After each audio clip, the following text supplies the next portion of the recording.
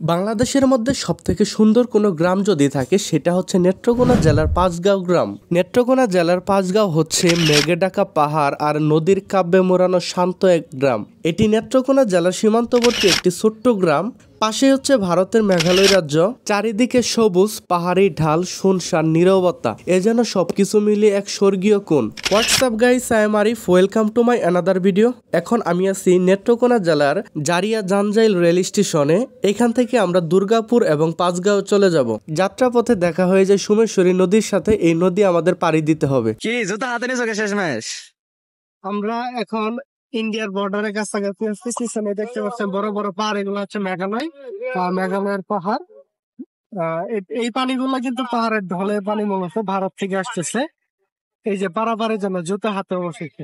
রাস্তার দুই পাশের এই সৌন্দর্য আমাকে এতটাই মুগ্ধ করে, মন বলে এখানে থেকে যাই। আপনি জীবনের একটা সময় পার করে যাবেন, কিন্তু এই সৌন্দর্যগুলো উপভোগ করতে পারবেন না। এই জন্যই বয়স থাকতেই জীবনটাকে উপভোগ করুন, ঘুরুন ফিরুন, দেখুন।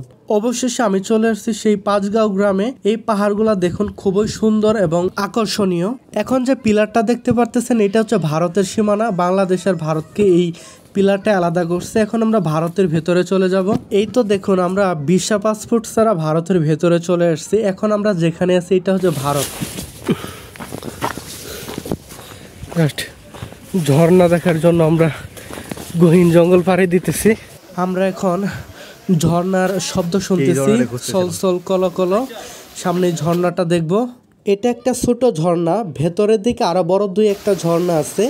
আমরা সেখানে যাইতে চাই, কিন্তু বাংলাদেশ এবং ভারতের মধ্যকার একটু ঝামেলার কারণে আমরা চাইলেও সেখানে যেতে পারবো না। আমরা এই নেত্রকোনা একদিনের জন্য ঘুরতে আসছি, কিন্তু মন বলতেছে এখানে আরো কয়েকদিন থেকে যাই। যেহেতু এখানে আমাদের কোনো আত্মীয় স্বজন নাই, থাকা খাওয়ার জায়গা নেই, এই জন্য আমরা চাইলেও থাকতে পারবো না। আর এখন আমরা যেখানে যাবো এটা হচ্ছে পাঁচগাঁও গ্রামের অত্যন্ত সুন্দর একটি জায়গা। এটা হচ্ছে চন্দ্রডিঙ্গা পাহাড়।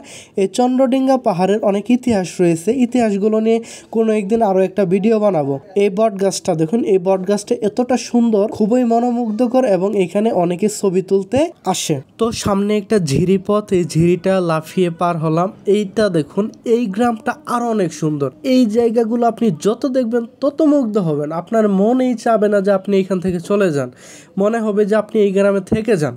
আমার জায়গা থেকে আমি সর্বোচ্চ চেষ্টা করি সুন্দর জায়গাগুলো তুলে ধরার জন্য। আপনারা যদি আমার ভিডিওটি দেখে থাকেন, ভালো লাগে থাকে, অবশ্যই একটা সাবস্ক্রাইব এবং লাইক করবেন। ধন্যবাদ সবাইকে ভিডিওটি দেখার জন্য।